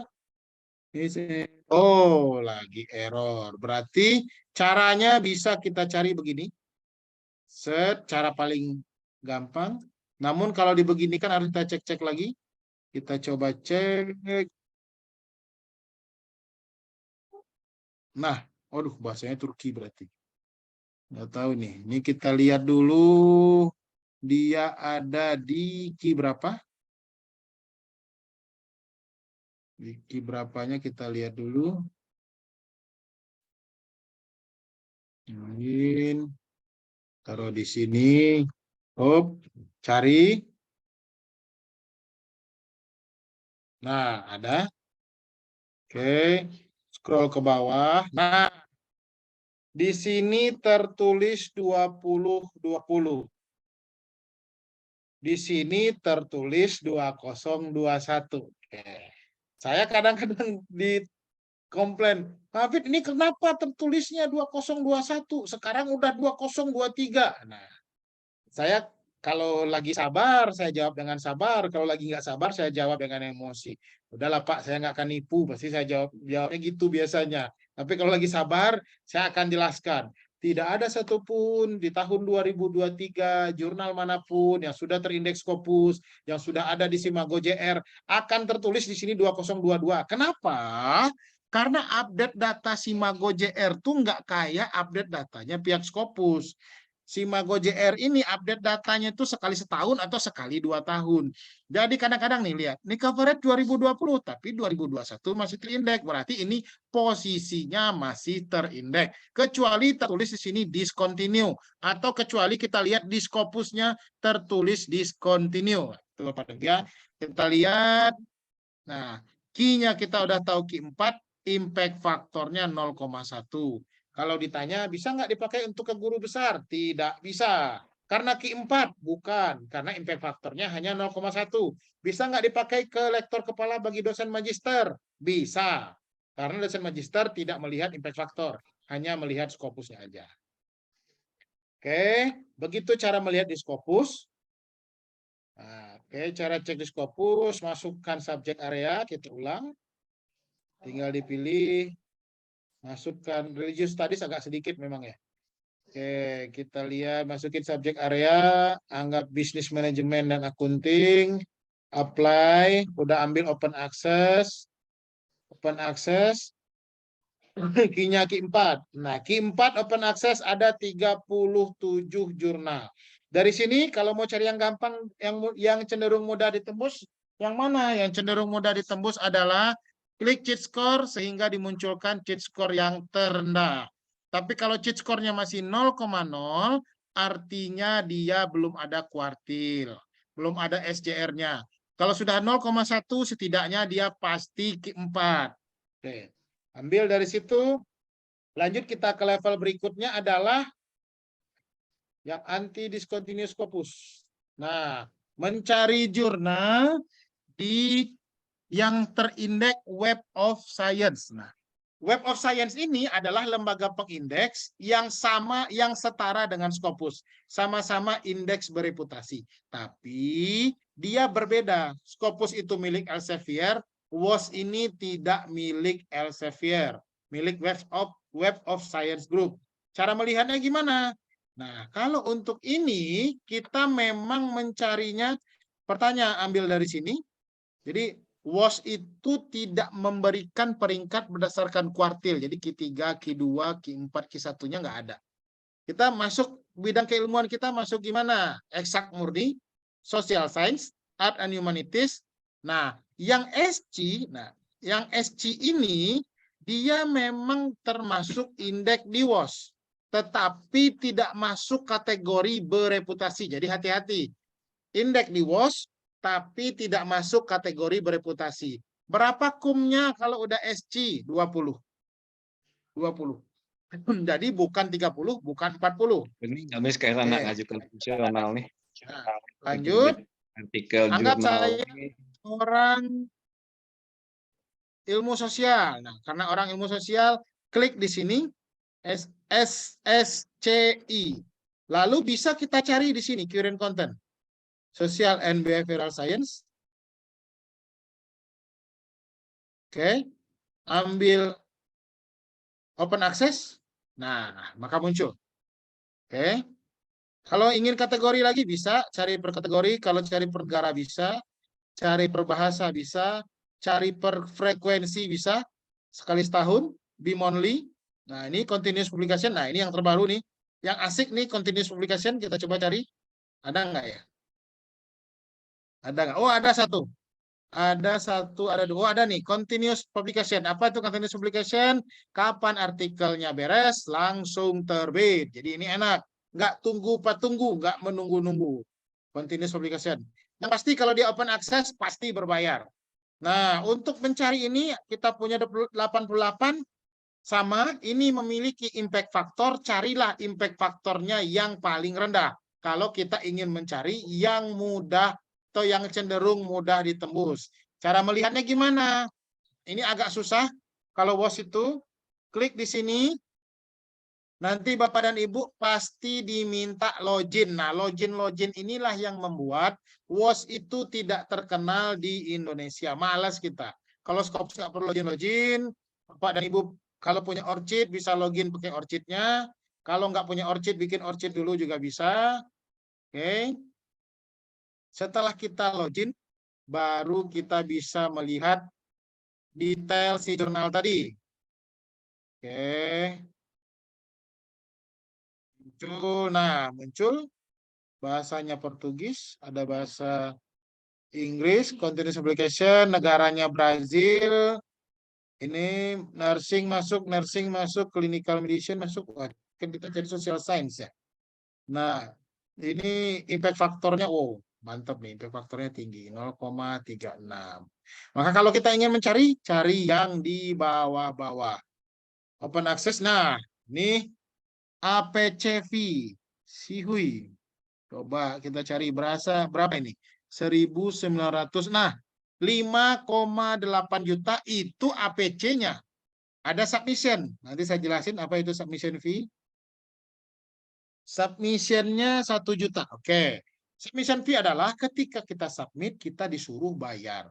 Apakah pasti accepted? Belum tentu accepted. Kenapa kita diminta bayar? Karena untuk menentukan artikel Bapak dan Ibu itu masuk, ditolak, atau diterima, di reject atau accepted, itu membutuhkan biaya. Jadi kalau bayar ya masuk akal. Kalau enggak, siapa yang mau bayar? Kecuali ada yang mau bayarin, misalnya negara, donatur, sponsor, atau pembaca yang bayar. Submission fee, nanti kalau kita accepted, kalau kita mau terbit, maka kita bayar lagi 5,7 juta. Kurs Google. Kurs aslinya berapa? Kurs aslinya pasti di atas ini. Berarti setidaknya ke modal 6 juta ditambah tadi 1 juta, 7 sampai 8 juta.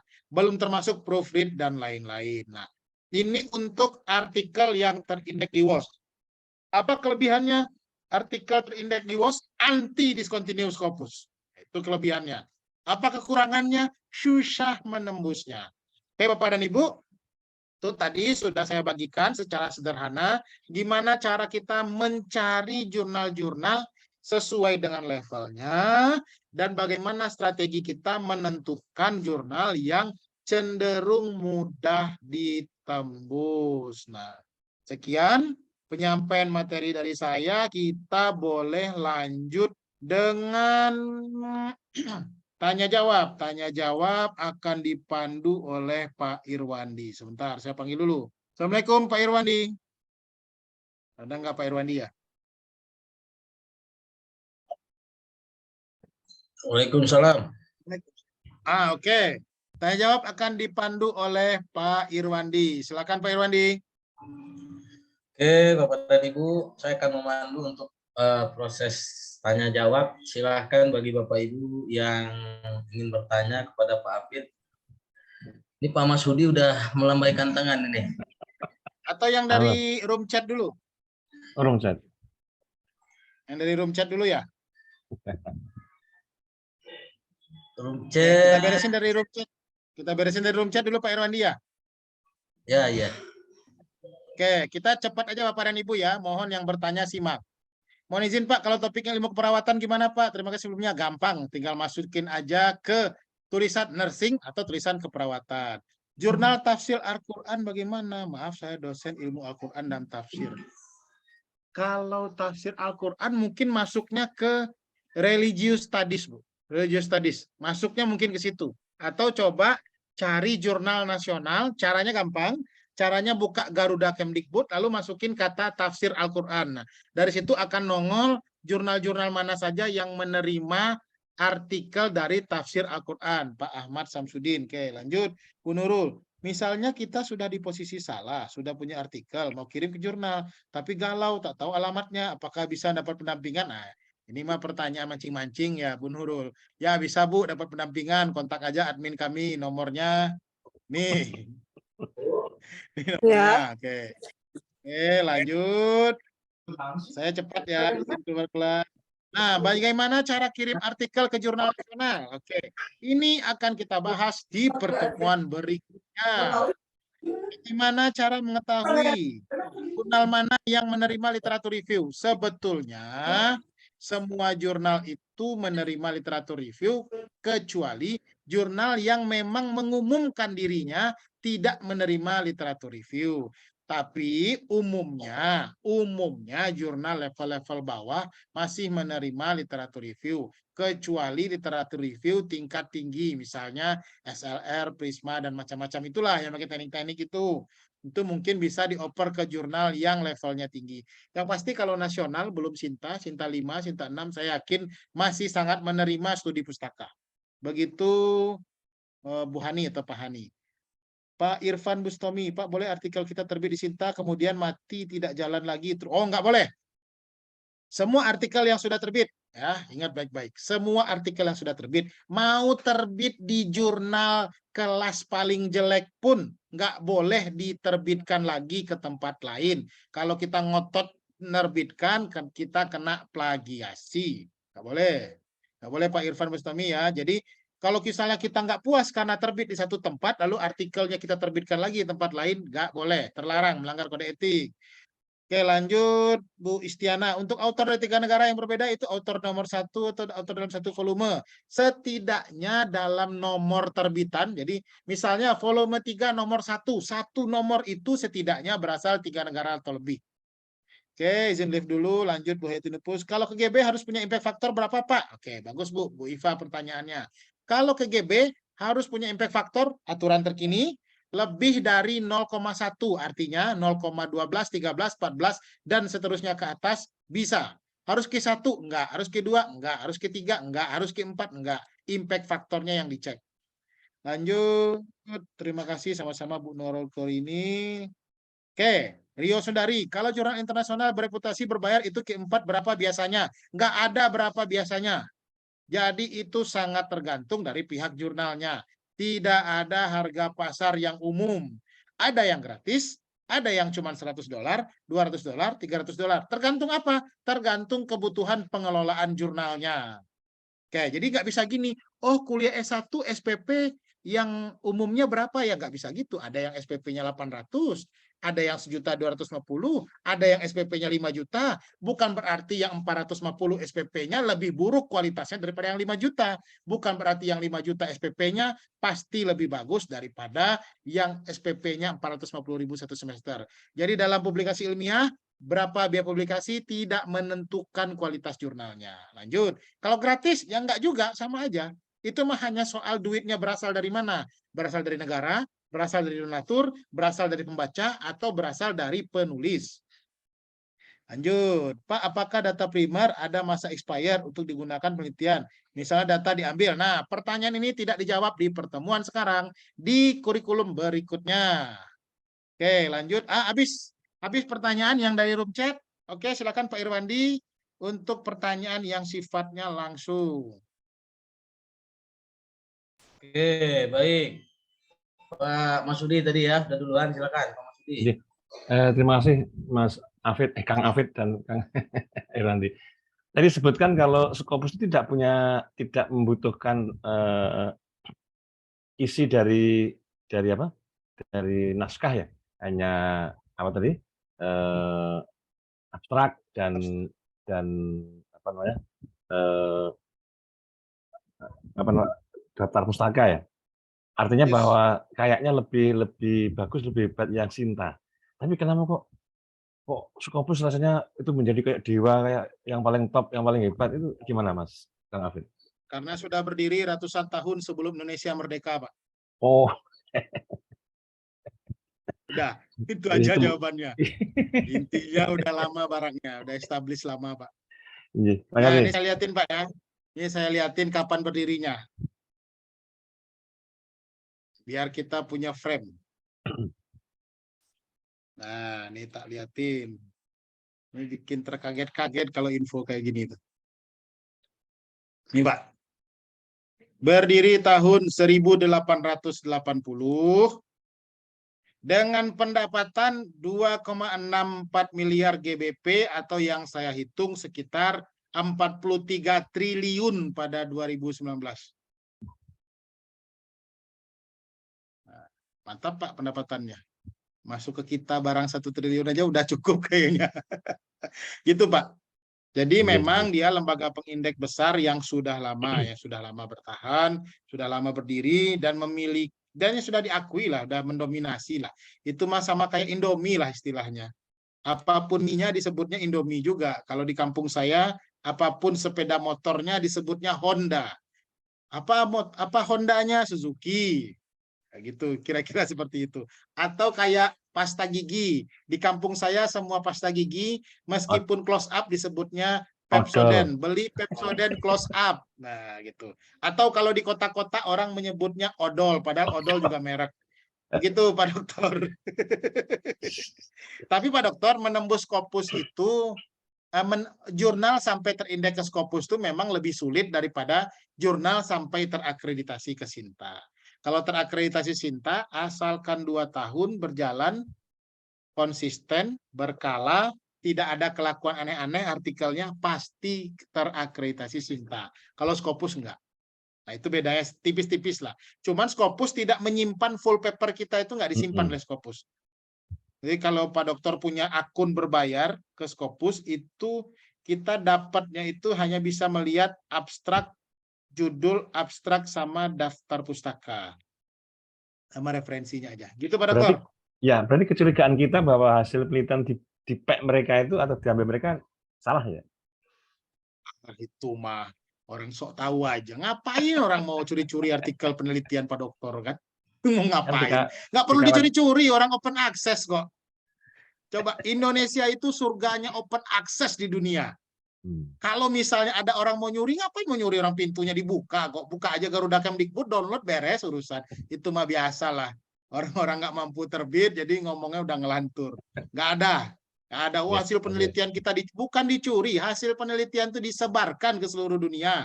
Kalau dicuri itu Pak Dokter, kita simpan artikel tadi, dibongkar sama orang lemari kita, itu baru dicuri. Orang artikelnya diterbitkan, kok ada yang bisa mengklaim, wah penelitian kita sampai dicuri oleh Yahudi misalnya. Ah, itu mah orang ngawur. Ngawur Pak Dokter itu. Tapi memang banyak itu beredar. Kan sampai orang banyak menyebut iblis Scopus, setan Scopus, kan, hantu Scopus. Bahkan yang nulis artikel di korannya hantu Scopus itu profesor lagi kan. Profesor yang jadi profesornya pakai buku, nggak pakai jurnal. Makanya nulisnya kayak gitu biasanya. Gitu. Nggak ada Pak Dokter. Kang. Terima kasih Kang Afid. Siap.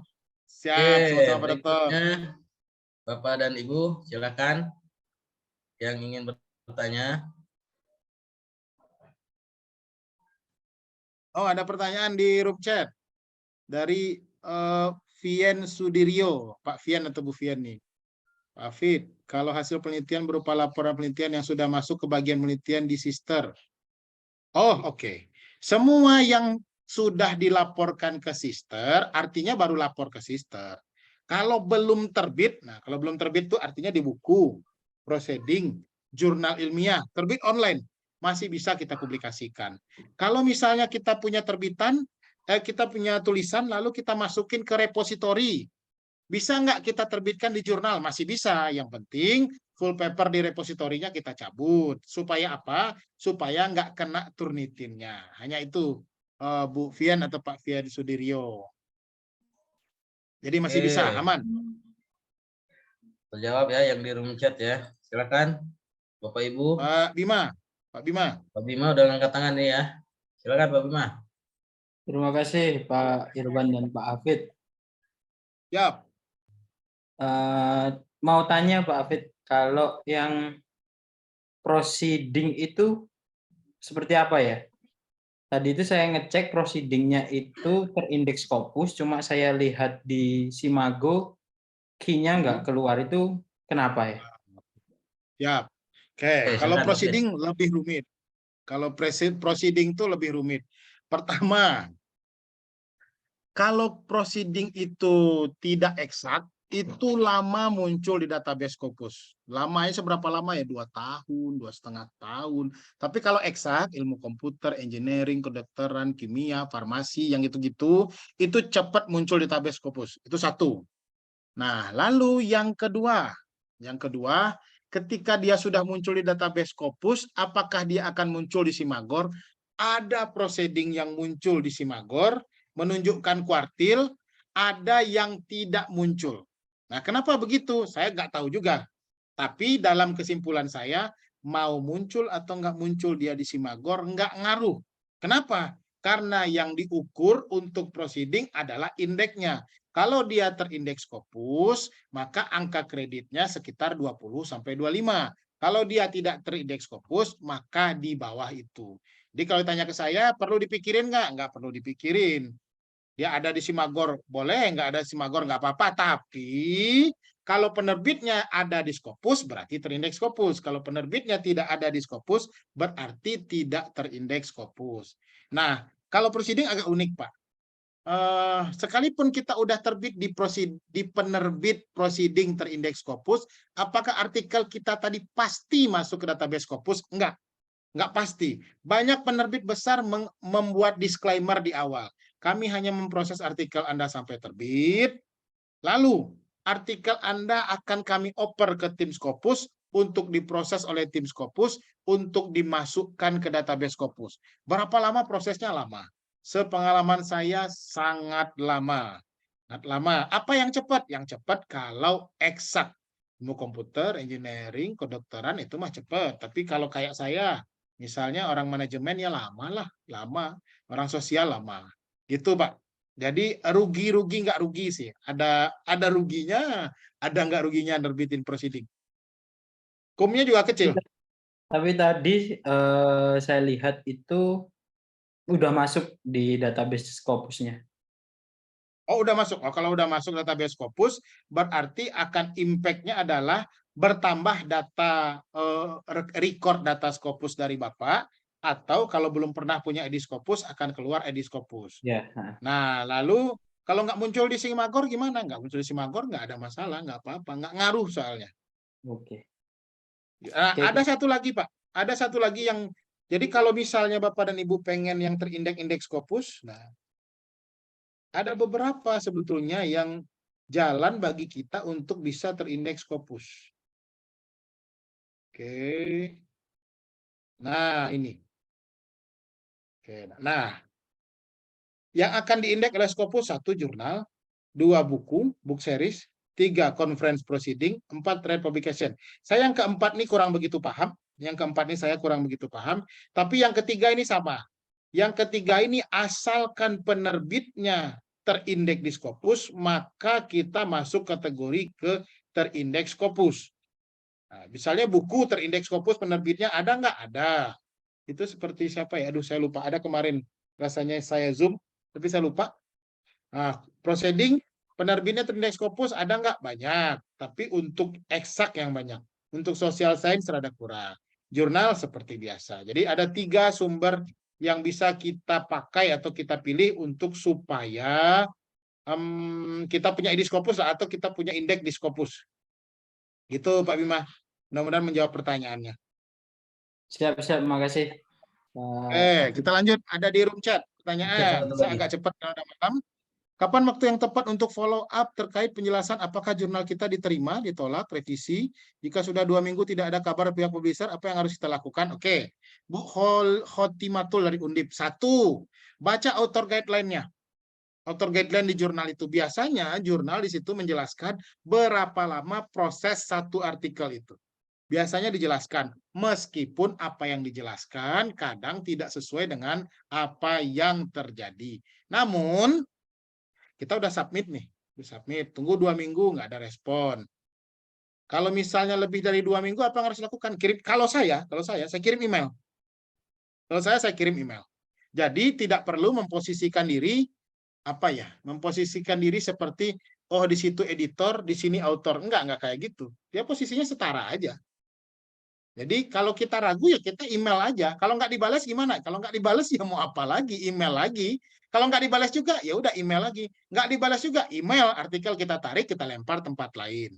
Namun rata-rata biasanya satu paper tuh dapat respon 4 minggu. Adakah yang lebih cepat? Ada. Tapi adakah yang lebih lambat? Ada. Ada nggak yang dari awal kita submit ditolak? Enggak, di-review enggak. Tulisannya awaiting assignment aja. Ada nggak yang gitu? Ada. Apa yang harus kita lakukan? Kalau kita udah bosan nunggunya, kirim email bahwa artikel kita tarik, nggak jadi diproses di jurnal tersebut.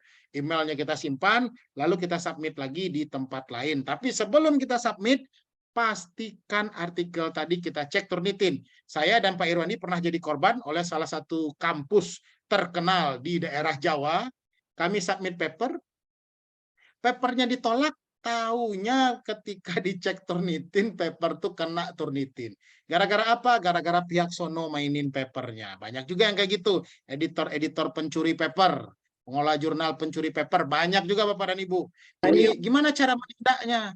Ya, itu mah rada susah ya gimana cara nindaknya. Mudah-mudahan kita berdoa aja kepada Allah SWT, mudah-mudahan nggak kena. Tapi saya dan Pak Irwandi 2 kali kena. 3 kali apa 2 kali kena kalau nggak salah. Kena. Kenapa sering kena? Karena sering submit.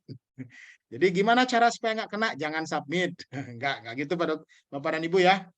Itu Bu Khotimatul dari Undip. Mudah-mudahan menjawab pertanyaannya. Ada lagi Bapak Ibu? Oke, Bapak dan Ibu,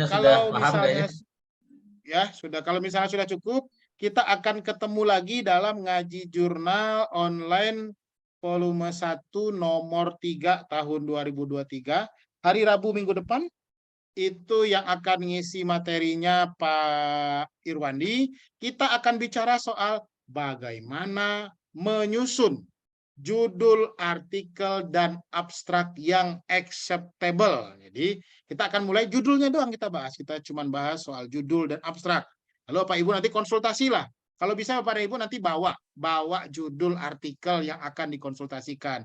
Jadi bisa langsung dipandu oleh Pak Irwandi. Insya Allah Rabu minggu depan jam 7 malam masih via Zoom. Nah, sekali lagi bagi Bapak dan Ibu yang membutuhkan layanan konsultasi atau pendampingan untuk terbit, ini nomor kontak kami. Tapi kalau misalnya agak slow respon, mohon dimaklumi, mohon dimaafkan, dan jangan patah semangat untuk WA sekarang nggak dibalas, besok WA lagi nggak dibalas, besok WA lagi nggak dibalas. Kenapa itu terjadi? Karena memang banyak WA-nya yang masuk. Sekali lagi kami mengucapkan terima kasih kepada Bapak dan Ibu yang sudah hadir. Mudah-mudahan informasi yang kami bagikan, mudah-mudahan apa yang kita lakukan pada malam hari ini menjadi amal ibadah bagi kita. Amin. Menjadi manfaat bagi Bapak Ibu semua.